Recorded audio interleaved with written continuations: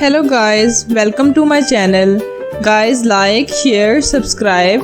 एक गांव था जिसका नाम था सब्जपुर।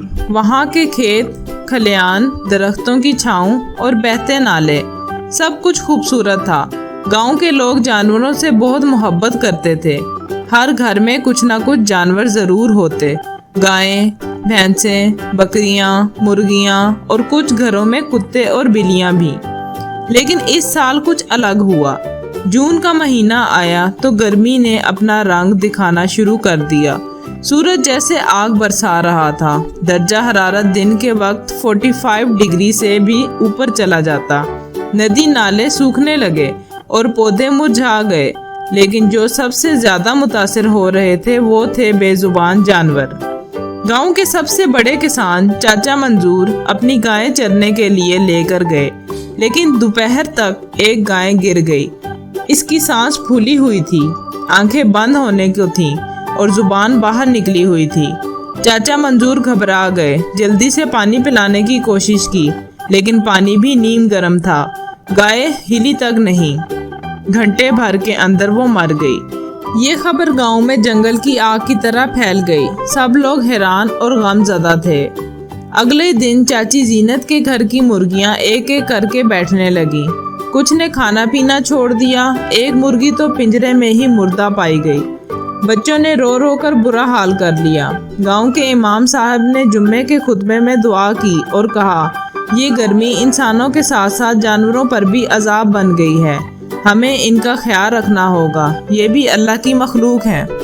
अगले ही दिन नबीला, जो कि एक छोटी बच्ची थी और हर वक्त अपनी बकरी चुन्नी के साथ खेलती रहती थी, एक दिन इसे लेकर बाहर निकली। धूप सख्त थी, ज़मीन गर्म और हवा बिल्कुल बंद। नबीला ने बकरी को चारा डाला, लेकिन चुन्नी ने मुंह तक ना लगाया। नबीला ने इसे पानी पिलाया, लेकिन वो लेट गई और हिलना छोड़ दिया।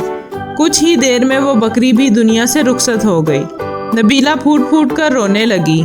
इसकी माँ ने इसे गले लगा लिया और कहा, बेटी, हम सब चुन्नी के साथ बहुत अच्छा सलूक करते थे, लेकिन कभी कभी कुदरत के आगे इंसान बेबस हो जाता है। बहरान बढ़ता गया। अगले कुछ दिनों में गांव के दर्जनों जानवर गर्मी की शिद्दत से मरने लगे।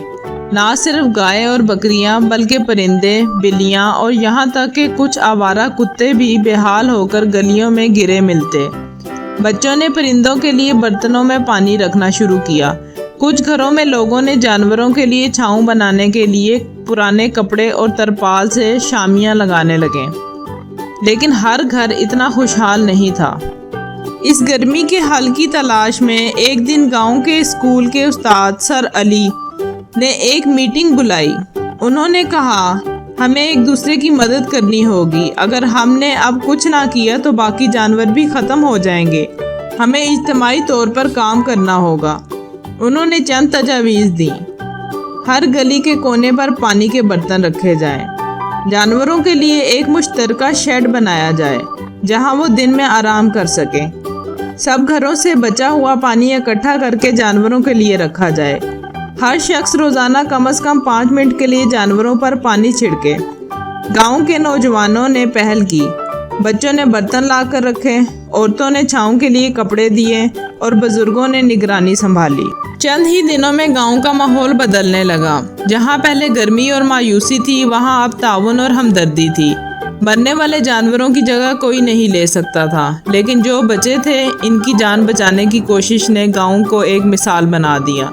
हुकूमत को जब सब्जपुर के इक़दामात का पता चला तो उन्होंने गांव वालों के लिए पानी के टैंकर और ठंडी शेड्स भिजवा दी। वेटरनरी डॉक्टर्स की टीम भी आई और जानवरों का मुआयना किया। गर्मी की शिद्दत आहिस्ता आहिस्ता कम होने लगी। बादल आने लगे और गांव में हरियाली वापस आ गई। जो जानवर बचे थे वो सेहतमंद हो गए और गांव वाले पहले से ज़्यादा हसास, समझदार और बाहमी मददगार बन गए। नबीला ने अब एक नई बकरी का बच्चा पालना शुरू किया, जिसका नाम इसने चुन्नू रखा, चुन्नी की याद में। ये कहानी हमें सिखाती है कि बेजुबान जानवर हमारी जिम्मेदारी हैं। कुदरती आफात का असर सिर्फ इंसानों पर नहीं बल्कि तमाम मखलूक़ात पर होता है। हमें इनके लिए भी वही एहसास, तहफ़्फ़ुज़ और मदद देनी चाहिए जो हम अपने लिए चाहते हैं। Thanks for watching.